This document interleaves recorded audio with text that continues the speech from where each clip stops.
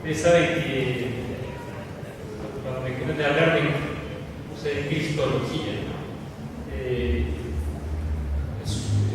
término cristología es un término técnico que usamos en teología para referirnos al estudio de Cristo. Logos es tratado, Christos, Cristo, ¿verdad? Entonces, cuando hablamos de cristología, estamos hablando del estudio de Cristo, del estudio de su naturaleza. Es Cristo Dios, es Cristo hombre, es Dios y hombre, sigue siendo hombre, como es el tema de la encarnación, una serie de cuestiones. El temario es muy grande como para que nosotros lo resolvamos en una hora. Yo hice una especie de selección, resumen de algunas cosas.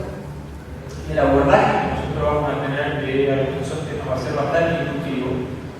Y parte de la razón por la que elegí los temas es porque algunos de esos aspectos que hemos tomado son temas que generan polémica en el cristianismo en general, pero también de forma específica dentro del adventismo. ¿Por qué? Bueno, hay razones históricas para ello. Muchos de nuestros pioneros, tal vez ustedes saben esto, pero muchos de nuestros pioneros, particularmente los líderes de la iglesia, no necesariamente todos los miembros en general, pero los líderes, eran lo que llamamos sectarianos, es decir, no creían necesariamente que Cristo era Dios en el mismo sentido que el Padre. ¿Se entiende eso? Era una especie de Dios por un proceso de derivación o por creación, podría ser, como que la primera carga creadora es Dios, un Dios de segunda categoría. Esa idea, con variantes, estaba de alguna manera en la mente de muchos de nuestros líderes, incluyendo a Jaime White, el esposo de Elena de White. No necesariamente Elena de White, porque ella venía del metodismo, y los metodistas usualmente son trinitarios, pero Elena de White, en las primeras décadas, no discutió con su marido, porque claramente ella era consciente de que Jaime White no tenía la idea. William Smith, por ejemplo, y otros tenían ideas que no eran totalmente trinitarias. Sin embargo, si ustedes hoy analizan nuestra declaración de creencias, ¿verdad? Las 28 creencias fundamentales, van a ver que se empieza hablando acerca de Dios y se desdobla, ¿verdad? El Padre, el Hijo, el Espíritu Santo, y efectivamente se define a Cristo como Dios. Y nosotros creemos, porque algunos prefieren utilizar el término Trinidad, porque temen que confundamos ese término con la forma en que el catolicismo se suele entender la doctrina de Dios. Pero no es que ellos creen en la Trinidad, creen en la Trinidad, ¿verdad? Pero eso no significa que la forma en que nosotros entendemos a Dios en todos los aspectos sea la misma. ¿Está bien? Hay diferencias. Entonces, algunos tienen un poco el uso de ese término. Sin embargo, aunque algunos objetan también que el término no se encuentra en la Biblia, bueno, hay muchos términos que nosotros utilizamos para definir o para conceptualizar una doctrina y que no están en la Biblia. Utilizamos el término juicio investigador, pero la frase así como tal no está en la Biblia. El juicio aparece muchas veces, pero no en la expresión juicio investigador. Pero acuñamos un término porque resulta útil para describir lo que nosotros pensamos con respecto a la naturaleza del juicio, ¿sí? Juicio investigador pre-advenimiento, por ejemplo.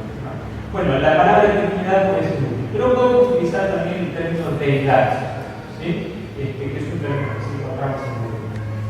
Quizás puede ser útil también que nosotros empecemos discutiendo brevemente o presentando muy panorámicamente, esto tal vez va a ser un poco rápido. Como les digo, esto demanda muchas horas de discutir esto con los alumnos de teología, en una materia que llamamos teología sistemática.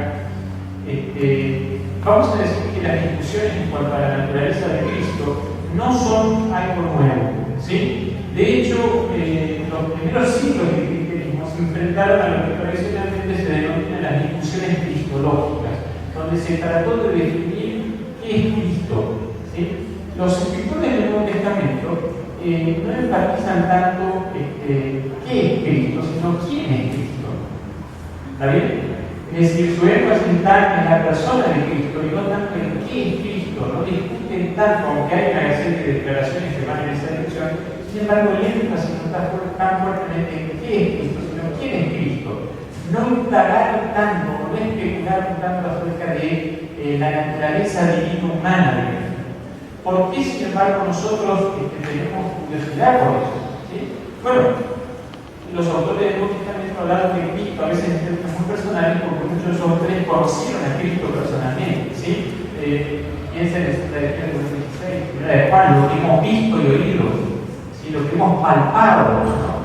Lo que hemos, nuestros sentidos captaron eso. Primera de Juan dice eso, por ejemplo, reaccionando a un contexto que es básicamente gnóstico, es decir, gente que se infiltra dentro del cristianismo y que toma una idea del pensamiento griego que influye dentro del cristianismo y que trata de meter la idea de separación cuerpo y alma, ¿sí? En la doctrina del hombre. Y en el caso de la cristología, dice que Cristo no puede ser Dios que se hizo hombre. Si es Dios, entonces nunca pudo haber sido hombre porque la materia es algo malo, como el cuerpo, el pensamiento griego, y por lo tanto Dios, Cristo, era una apariencia. ¿Sí? Ahora vamos a ver un poquito más esa entonces Cristo aparentaba ser hombre, pero realmente no lo era. Entonces Juan, frente a esta herejía, reacciona y dice: lo que nosotros hemos visto y oído, lo que hemos palpado, dice, bueno, lo tocamos, ellos sentábamos a la mesa, él comía, nosotros comíamos, estábamos al lado de él, así que no creo que era una apariencia, porque a mí me consta, dice Juan personalmente, que él era un ser humano. Es Dios, pero es un ser humano. Juan 1 o Juan 14, ¿verdad? Y aquel verbo, aquel logos fue hecho carne. ¡Wow! En el pensamiento griego, el logos es un principio organizador del universo y que es algo inmaterial que está asociado a la temporalidad y por lo tanto no puede identificarse con la humanidad. Entonces Juan le dice: sin embargo, el logos se hizo carne, porque el logos, como se entiende en la Biblia, no es como se entiende en el pensamiento griego, es diferente. ¿Sí? A medida que el cristianismo fue alcanzando el mundo gentil, la mentalidad griega, que es más analítica, la mentalidad occidental en general, ¿sí? La cultura europea, pero occidental en general, que es más analítica, más especulativa, quiso saber más acerca de qué era Jesús. Y ya Juan, el apóstol Juan, que es el último de los autores del Nuevo Testamento, ya enfrenta algo de ese problema y ya reacciona a esa cuestión. Y entonces surge la pregunta: ¿era Jesús realmente Dios? Y si lo era, ¿por qué ser un hombre al mismo tiempo? ¿Sí? Los primeros siglos del cristianismo, hasta más o menos la mitad del siglo V, se van a caracterizar por discusiones cristológicas que lo que van a tratar de hacer es explicar la naturaleza divina y humana de Cristo y cuál es la relación entre ambas. ¿Sí? ¿Es Cristo Dios? ¿Es Cristo hombre? ¿Es ambas cosas? ¿Cómo se relacionan ambas naturalezas? Y van a surgir distintas explicaciones.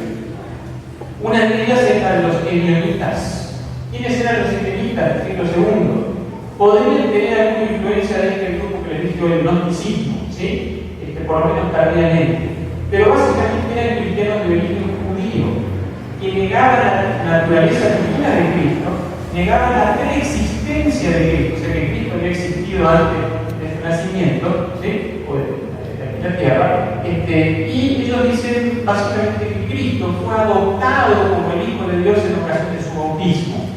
¿Sí? Cristo era un profeta que presentó un ejemplo de obediencia, ¿sí? Era un ser humano que presentó un ejemplo de obediencia tal, que es adoptado por Dios en su bautismo, y por lo tanto, si él básicamente fue un ser humano que tuvo una vida perfecta, de acá nosotros tenemos que tener en cuenta otras razones por las cuales la cristología es importante para nosotros como adventistas, no solo acá, ¿verdad? Porque la cristología está estrictamente enlazada con la soteriología, es decir, con la doctrina de la salvación. Dependiendo de cuál sea nuestra forma de entender la naturaleza de Cristo, nosotros vamos a entender la salvación de una u otra forma. ¿Sí? Quizás podemos decir algo más de eso como estemos con el tiempo. Los helenistas entonces asumían que si Cristo era un ser humano que fue adoptado por Dios porque llevó una vida perfecta, cualquiera de nosotros puede llevar una vida perfecta como seres humanos, y por lo tanto la salvación sería básicamente por las obras. ¿Se entiende eso? Por la observancia de la ley. O sea, si él pudo vivir una vida de observancia perfecta, nosotros también podemos. Por lo tanto, si él llegó a salvarse por medio de su obediencia, nosotros también podemos salvarnos por lo que sea. ¿Sí? de la idea de que Dios es un ser temporal, probablemente, entre paréntesis, asumen que Cristo es un ser humano, no es Dios. El hombre pecador debe hacerse cargo de su salvación. ¿Sí? Porque si Cristo se pudo salvar solo, el ser humano se puede salvar a sí mismo. Por lo tanto, ellos creen en un sistema de salvación por obras. ¿Sí? Otra herejía, podríamos llamarla así, otro punto de vista acerca de la referencia de Cristo es el docetismo. El docetismo, ¿sí?, tiene una fuerte influencia de la filosofía griega. El docetismo, yo algo que dije recién, me anticipé, aceptaban la divinidad de Cristo. Ahí estamos en lo opuesto de los divinistas. Los divinistas la niegan. Los docetistas dicen, no, Cristo es Dios. ¿Sí? Pero, ¿qué hacen? Niegan su humanidad. Los divinistas dicen, Cristo es hombre, pero no es Dios. Los docetistas dicen, no, Cristo es Dios, pero no puede ser hombre. Porque si él es Dios, no puede estar en estado como ser humano, eso no puede funcionar. ¿Sí? Cristo aparentaba ser Dios, pero no lo era realmente. ¿Sí? Algunos de ellos, algunas variantes del docetismo, sostenían que Cristo se posesionó de Jesús, o sea que Cristo y Jesús no serían lo mismo. Jesús sería como un lado humano y Cristo sería el lado divino. Entonces Cristo se había posesionado de Jesús en su bautismo y en ocasión de la cruz, cuando Cristo fue crucificado, Cristo abandona a Jesús y el que muere es solo Jesús. Esto hace que el sufrimiento de Jesús que describe la Biblia, ya sea en la cruz o en las tentaciones o en tantos otros momentos, se vuelva algo aparente, porque si Cristo nunca se hizo hombre realmente, cuando la Biblia dice Jesús dice, ¿no?, tengo sed, no puede tener sed porque no es un ser humano. ¿Verdad? Ese es el razonamiento de ellos. No puede realmente sufrir. El sufrimiento es una cuestión aparente. El dualismo que había en Cristo, ¿sí?, especialmente aquellos que creían que Cristo y Jesús eran dos cosas diferentes, lo van a trasladar al hombre. ¿Sí? El hombre también es una dualidad cuerpo-alma. El alma debe liberarse del cuerpo para poder ser salvo. ¿Sí? Y esta es un poco la idea que combate Juan. Primera de Juan, capítulo 4, versículos 2 y 3. No siempre vamos a poner todos los textos, pero puede ser interesante darnos una idea. ¿Qué dice Primera de Juan 4:2? En esto conocer el Espíritu de Dios, todo espíritu que confiesa que Jesucristo ha venido en carne. Fíjense lo que dice Juan: Jesucristo ha venido en carne. Cristo ha venido en carne, no es que aparentaba. ¿Sí? Todo aquel que confiesa que Jesucristo ha venido en carne es de Dios. Y todo espíritu que no confiesa que Jesucristo ha venido en carne no es de Dios. Y este es el espíritu del anticristo, el cual vosotros habéis oído que viene y que ahora ya está en el mundo. ¡Wow! Juan le llama al anticristo a aquellos que sostienen que Cristo no se hizo plenamente hombre. ¿Sí? Esa es la idea gnóstica que en el caso del cristianismo le llamamos docetismo, ¿sí?, influencia del pensamiento griego. Ahora, ¿de qué idea parten ellos? Dios está fuera del espacio y del tiempo, no se relaciona con la materia, es un Dios atemporal, un Dios material. Cristo es Dios, ellos asumen que Cristo es Dios. El alma del ser humano es lo que se asemeja a lo divino, porque el alma es algo que se puede separar del cuerpo, razonan ellos, ¿sí?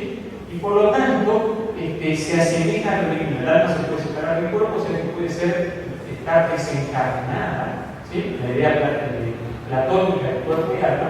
Y entonces ellos razonan que la salvación consiste en alejar el alma de la materia. Es decir, que la salvación debe ser una salvación por obras. ¿Por qué? Ustedes saben cómo surge el monasticismo medieval. Ellos se encerraban en los monasterios para separarse del mundo, ¿sí? Porque de a poquitito tenían que hacer lo que los filósofos griegos habían dicho: separar el alma del cuerpo. Si alguno de ustedes quiere leer alguna herejía terrible, pero que nos pueda ayudar a entender cómo el cristianismo cayó en esta idea extraña, lean un diálogo de Platón que se llama El Fedón o de la inmortalidad del alma, donde Sócrates explica, ¿sí?, antes de tomar la cicuta, antes de morir, qué es lo que pasa con la persona cuando muere y por qué él está tan tranquilo frente a la muerte. Porque cuando él se muere, su alma sale del cuerpo y se va a seguir viviendo, en realidad no se va a morir. Encima se saca encima la esposa, que parece que es terrible. La esposa de él, ¿no? Por la otra herejía que surge Arrio era un obispo cristiano, digamos así, de Alejandría, pero que creía que Cristo era un ser creado. Se parece esto a los ebionitas que vimos al principio. Sin embargo, ¿sí?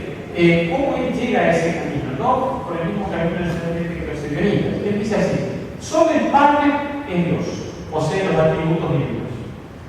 En la mentalidad griega, ¿sí? La idea de pluralidad dentro de la deidad no encaja ahí. Si Dios es uno, no puede ser múltiple, pero en la Biblia Dios es uno, pero son tres personas. ¿Está bien? Pero entonces hay razón. No, Dios es un ser fuera del espacio y del tiempo, es el equivalente a lo que en el pensamiento griego es el ser, que es uno, eterno, siempre presente. Entonces no puede haber tres personas, tiene que haber una sola. Entonces el único que puede ser Dios realmente es el Padre. Bueno, ¿qué hacemos con Cristo? No puede negar que está mencionado en la Biblia, entonces tiene que haber una explicación. Dice solamente el Padre, pero si solo Él tiene realmente los atributos divinos, ¿sí? Él no está sujeto a cambio. Cuando Él dice que Dios no está sujeto a cambio, la Biblia dice que Dios no cambia, pero lo que quiere decir es que Dios no anda cambiando de opinión como un ser humano. Pero lo que Él quiere decir con cambio es que Dios es inmóvil, no se mueve, es inmutable, es atemporal. Y eso. La idea de Aristóteles. Entonces, él dice que es obispo de Alejandría. Alejandría fue fundada por Alejandro Magno y ahí es el centro más fuerte de la cultura griega en el siglo IV. Entonces, es influido por el pensamiento griego. ¿Sí? Entonces, ahora, la preocupación principal de Arrio era la soteriología más que la cristología. O sea, ¿cómo llega él a asumir que Cristo no es igual que el Padre? Él dice así: para Cristo es un modelo, el ejemplo a imitar para lograr la salvación. Y así como Cristo, un ser creado, habla sobre Cristo, un ser creado, porque si solamente el Padre es realmente Dios, entonces Cristo no puede ser igual que el Padre, por lo tanto tiene que ser creado. Cristo entonces se transforma en el ejemplo a imitar. Y así como Cristo, un ser creado según algo, que obedece a Dios perfectamente, nosotros debemos hacer lo mismo. Tenemos que imitar a Cristo y salvarnos por la obediencia. Es decir, Cristo es un ser creado y se satisface una vida perfecta. ¿A qué razón? Nosotros somos seres creados. Entonces, tal vez podríamos tener una vida perfecta. Un razonamiento parecido en ese aspecto al de los ebionitas. Entonces, él termina cayendo en un sistema de salvación por obra. ¿Por qué está preocupado por la soteriología? Porque él se da cuenta de que el cristianismo en su época es un cristianismo que se está relajando. Es un cristianismo relajado. Y él dice: esto no puede ser, es una vergüenza. La gente un buen cristiano tiene que portarse bien. No estar de acuerdo con eso, por supuesto. Pero entonces él dice: ¿cómo hago para meter en la idea esa en la mente de los cristianos? Entonces él dice: bueno, ojo, Cristo es un ser creado y vivió una vida perfecta. Nosotros tenemos que ser lo mismo. Ese es lo que está detrás de su argumento. Pero entonces él termina siendo de Cristo un ser creado con una buena intención. Asume como le digo la idea de que Dios está fuera del espacio y del tiempo, es atemporal. Cristo es un ser creado, es menos que Dios, por lo tanto es un ser humano creado, exaltado, y por supuesto hacer un sistema de salvación por otro. Otra herejía es el apolinarismo. Se llama así porque sus seguidores más o menos siguieron las ideas de un obispo llamado Apolinario, obispo de la ciudad de la Odisea, la misma ciudad a la que Juan escribe, solamente que estamos hablando de 3 siglos después de Juan, un poco más todavía. Él dice lo siguiente, ¿no? El ser humano está compuesto de cuerpo, mente y alma. Y claro, ustedes hay un texto, ¿no?, que está ahí abajo, en Tesalonicenses 5:23, dice que todo vuestro ser es espíritu, alma y cuerpo. Y ese texto le encantaba a Apolinario, era su texto favorito, ¿no? Pero claro, en la Biblia, espíritu, alma y cuerpo no es lo que en el pensamiento griego es espíritu, alma y cuerpo, sino que en la Biblia espíritu, alma y cuerpo son capacidades del ser humano en función de distintas relaciones. ¿Verdad? El cuerpo, tenemos un cuerpo, el alma es la psique, la mente, ¿sí? Y el espíritu, depende un poco del contexto, pero puede referirse a una capacidad del ser humano, puede referirse a una actitud. Pero para él son 3 cosas diferentes, ¿sí? Que no están, son diferenciables entre sí. Entonces él dice lo siguiente, ¿sí? Él dice que el espíritu son las facultades racionales de asunto de la personalidad. Y y dice que el Logos, la Biblia habla del Logos, se refiere a él, Cristo es el Logos, había tomado el lugar del Espíritu de Jesús.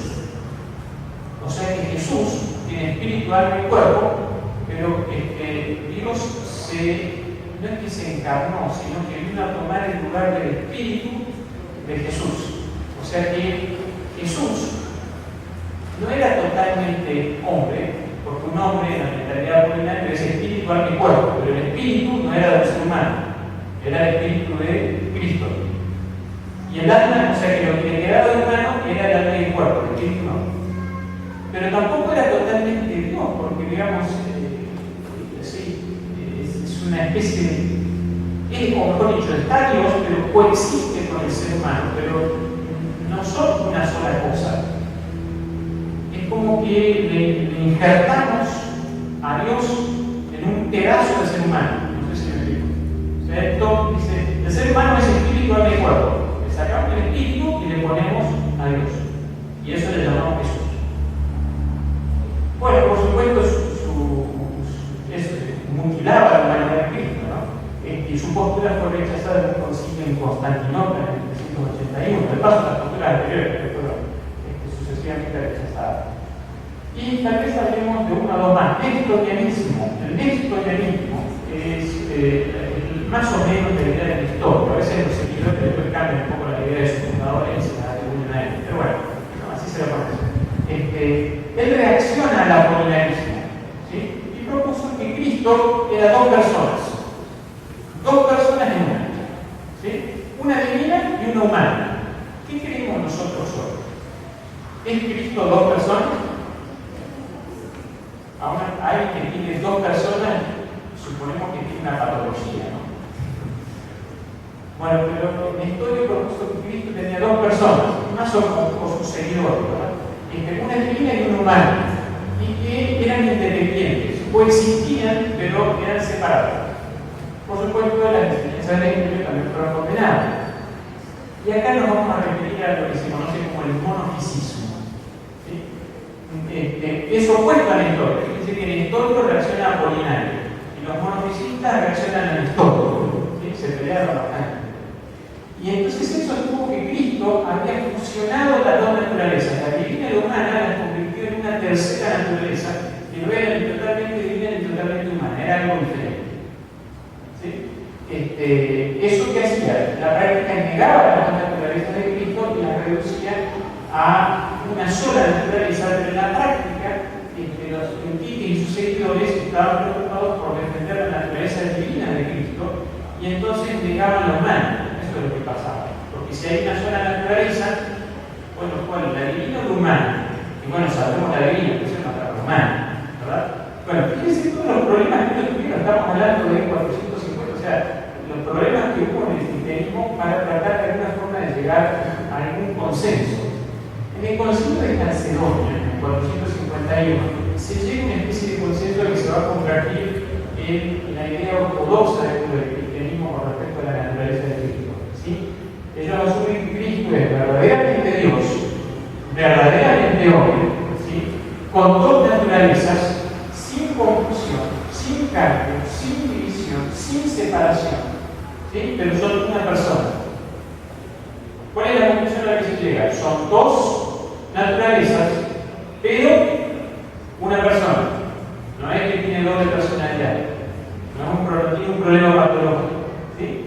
Esto se va a constituir entonces en la posición ortodoxa de la Iglesia por los siguientes 13 siglos, es decir, más o menos hasta el siglo XVIII-XIX, donde algunos miembros de la alta crítica van a empezar a negar que Cristo realmente es Dios. ¿Sí? Pero ese es otro problema. Ahora, nosotros tenemos que admitir que la encarnación, el tema de la encarnación, es un tema misterioso, es un tema complicado de abordar. ¿Sí?